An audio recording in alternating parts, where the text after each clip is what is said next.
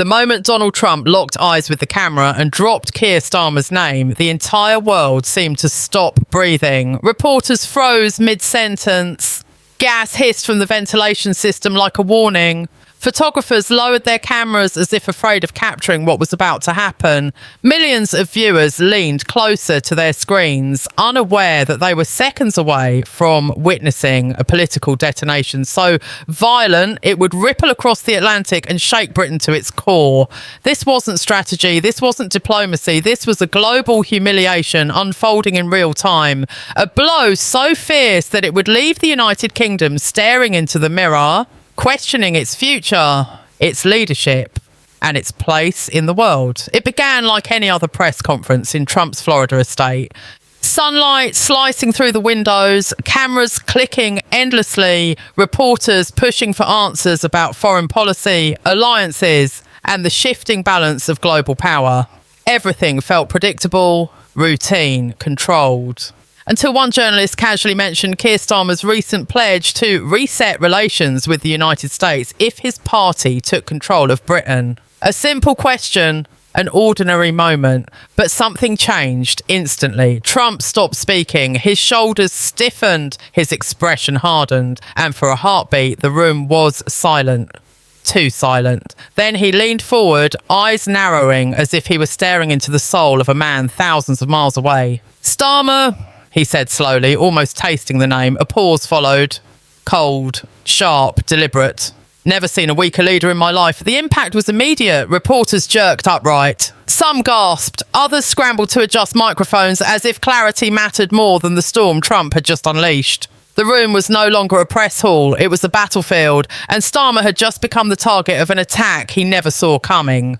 Trump didn't hold back. He accelerated. He slammed Starmer on Brexit, calling his approach a disaster waiting to happen. He tore into his positions on borders, policing, security. Each word landing like a punch designed not just to criticise but to humiliate. His voice rose, his tone sharpened, and the anger behind his words revealed something deeper than policy disagreement. This wasn't political commentary. This was personal. He wants to undo everything the British people fought for, but Trump declared. Weak on crime, weak on borders, weak on Britain's future. The silence that followed was suffocating. Cameras kept rolling, but even the most seasoned journalists looked stunned. The atmosphere had shifted from formal briefing to full-scale political execution, carried out live globally without hesitation or restraint. But Trump wasn't done. He leaned back and delivered the line that would explode across the internet like wildfire. He's a puppet for Brussels.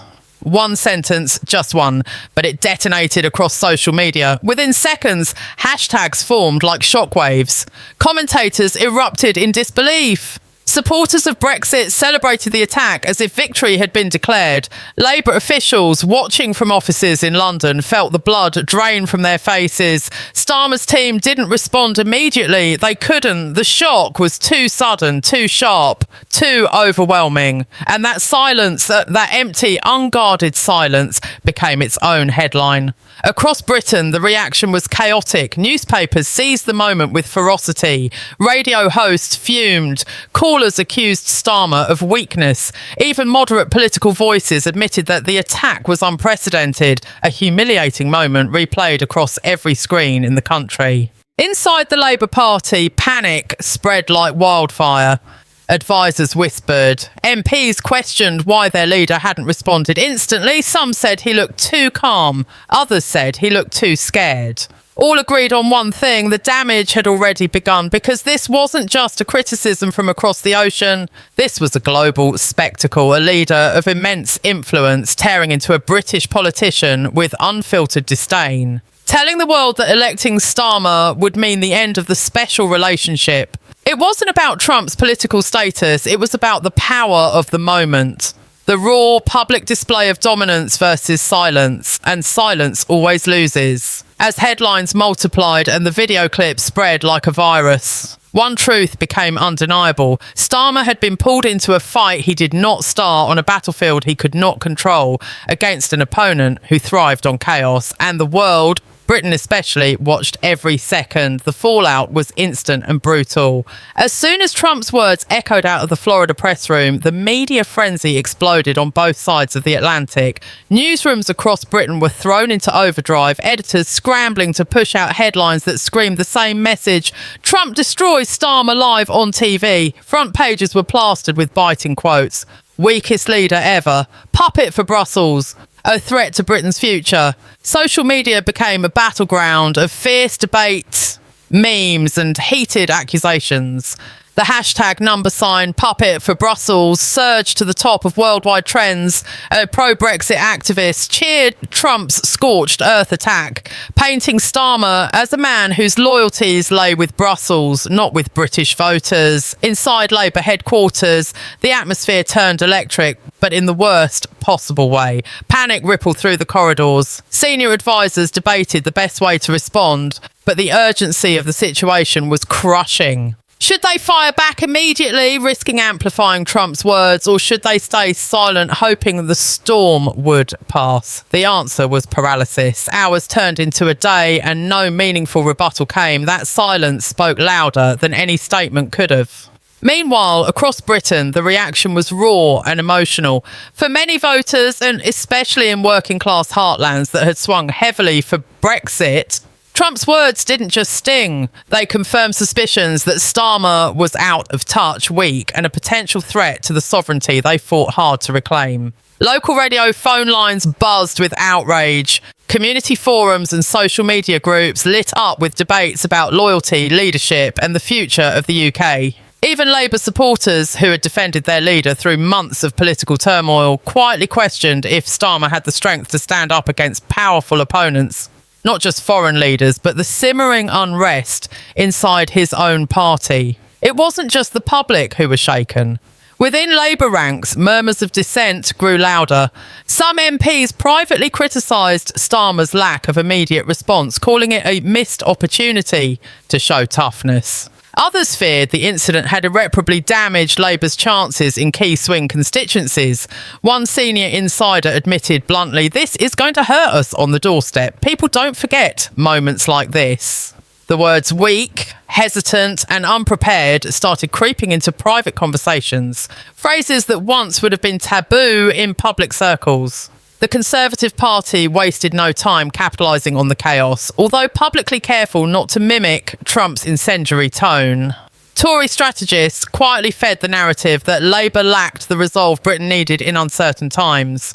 Behind closed doors, ministers stressed the risks of trusting a leader they painted as indecisive and vulnerable on the world stage. The attack had given them a gift, a new weapon in their arsenal to question Labour's readiness to govern. Nigel Farage, never one to shy away from controversy, jumped into the fray with both feet. Praising Trump's honesty, he declared Starmer exposed to the entire world. Farage's timing was perfect. By echoing Trump's criticism, he reinforced his own image as the defiant voice of sovereignty, the populist outsider who would never bow to Brussels voters or foreign powers. For many disillusioned voters frustrated with the political establishment, Farage's boldness struck a chord, a sharp contrast to what they now saw as Starmer's scripted, cautious approach. Inside Labour's inner circle, debates raged about the best way forward.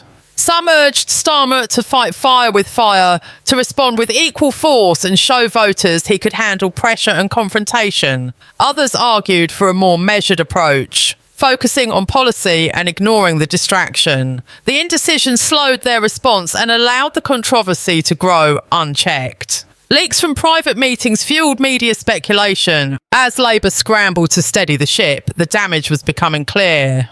Polls showed a dip in Starmer's personal approval ratings, particularly among older voters and those in swing areas critical to Labour's electoral hopes. Focus groups described him as hesitant and lacking passion, a far cry from the confident leader voters hoped to see. Even loyal Labour supporters whispered doubts, wondering if Starmer had the grit to survive an election where opponents would hit harder and show no mercy. The pressure mounted not just from without but within. Some MPs pushed for a tougher stance, a willingness to confront populist figures like Trump head-on. Others feared escalating the conflict could alienate moderate voters and deepen divisions. The lack of consensus added fuel to the growing perception of a party in turmoil struggling to unite behind its leader. Meanwhile, Starmer himself faced the challenge of moving past the humiliation. Public appearances became tests of resilience. Each interview a reminder of the Florida press conference that haunted his campaign. Attempts to shift the narrative toward domestic issues like healthcare and the cost of living were repeatedly overshadowed by questions about Trump's attack. The leader who once projected calm professionalism now appeared stiff and strained, his composure interpreted by some as fragility rather than strength. Beyond the immediate political consequences, the confrontation raised deeper questions about Britain's place in the world post-Brexit. Britain is navigating uncertain waters, seeking to redefine its alliances and assert its sovereignty. Trump's words, raw and unfiltered, spotlighted these anxieties. Fears that the UK could become vulnerable to foreign influence under Labour's leadership. For many voters, the incident crystallised broader concerns about national identity and independence. The narrative extended beyond British shores. International media framed the clash as a rupture in the special relationship between the UK and the US. European commentators suggested Starmer's silence revealed a fragile Britain, no longer commanding respect on the global stage. These interpretations only deepened the sense of crisis, highlighting the symbolic weight of the confrontation. Labour's response strategy remained cautious and measured. When a statement finally emerged, it emphasised Starmer's commitment to strong US-UK ties, but avoided directly confronting Trump. The restrained tone was a calculated risk, aiming to de-escalate tensions without conceding ground. Yet the damage was done. The narrative had hardened. Trump's words were no longer just comments. They had become a defining moment that shaped the election's landscape. As the political storm raged on, one fact stood out above all. This was no ordinary attack, no typical political skirmish. It was a seismic event that shook the foundations of the UK's political scene and forced voters, politicians, and observers alike to reconsider everything they thought they knew about leadership, strength, and the future of the country. As the dust settled from Trump's explosive remarks, the political landscape in Britain felt more fragile than ever. The repercussions of that single moment when the former US president tore into Keir Starmer on live television reverberated through every corner of the UK's political world. It wasn't just a media sensation, it was a turning point, one that revealed cracks in Labour's armour and exposed vulnerabilities that opponents were quick to exploit. Inside Labour's leadership circle, the mood grew darker with each passing day. Starmer, once seen as a steady hand capable of healing divisions, now appeared increasingly isolated. The pressure to respond, to fight back or stay silent had become unbearable. The party was at a crossroads, torn between maintaining a disciplined front and addressing the growing doubts within its own ranks. Whispers of dissatisfaction began to surface openly. Some senior MPs questioned Starmer's judgment, fearing that his inability to confront Trump head-on could cost them dearly come election day. Starmer's advisors urged caution. They warned that escalating the confrontation with Trump might backfire, dragging Britain into a public feud with a foreign figure whose unpredictability was legendary. Yet the longer Labour remained silent or offered tepid responses, the more the narrative of weakness grew. Critics inside and outside the party pointed to his silence as confirmation that he lacked the toughness to lead the UK through turbulent times. Meanwhile, on the campaign trail, the impact was impossible to ignore. In constituencies across England, Scotland and Wales, local canvassers reported a shift in voter sentiment. What had once been cautious optimism had given way to scepticism. Older voters, many of whom had supported Brexit and now viewed Britain's sovereignty as non-negotiable, expressed doubts about Labour's ability to Political commentators dissected every detail, framing the encounter as a metaphor for the wider struggle Britain faced in a post-Brexit era.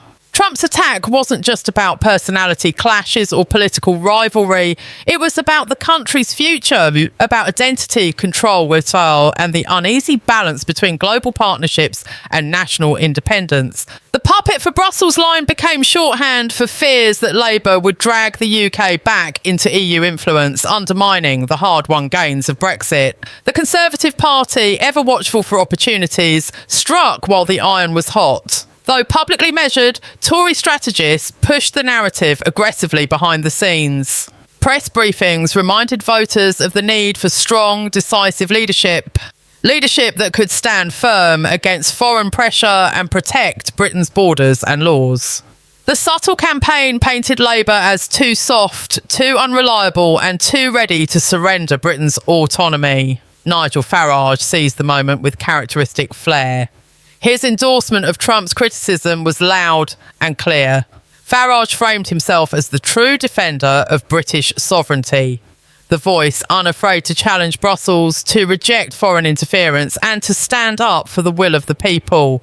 His message resonated with those disillusioned by the establishment, deepening the divide and energising the Brexit base. As the weeks passed, Labour's internal struggle became more visible. Factions within the party debated their next moves in heated meetings. Some urged Starmer to adopt a more confrontational tone to match populist rhetoric with populist fire. Others warned against playing Trump's game, arguing that the party should focus on policy, substance and long-term vision. This discord leaked out, feeding media speculation about Labour's instability at a critical moment. Starmer himself faced an uphill battle to reclaim control of the narrative.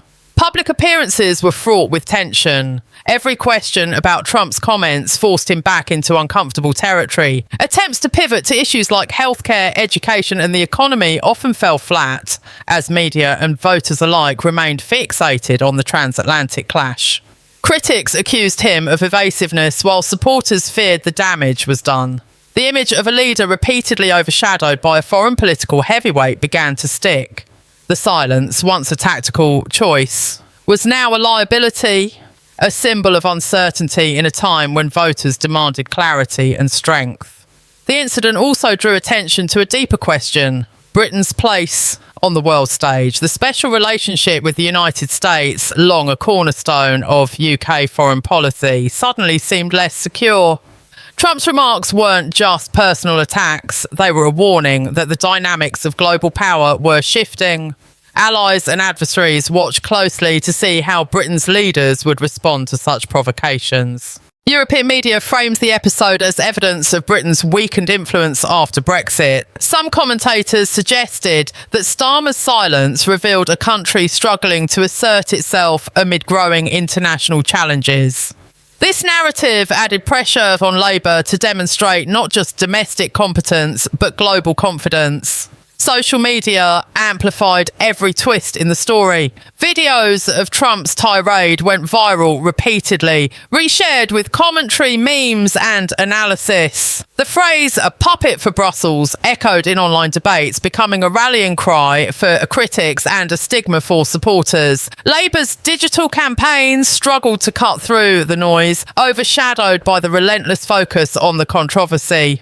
The political landscape grew more volatile by the day. Labour's hopes of presenting a united, confident front seemed increasingly out of reach. For Starmer, the incident marked a defining challenge, one that tested not just his leadership skills, but his ability to connect with a public grappling with uncertainty and change. In the halls of Westminster, the fallout continued. Parliamentary sessions became arenas for heated exchanges, with opposition MPs seizing every opportunity to press Labour on the issue.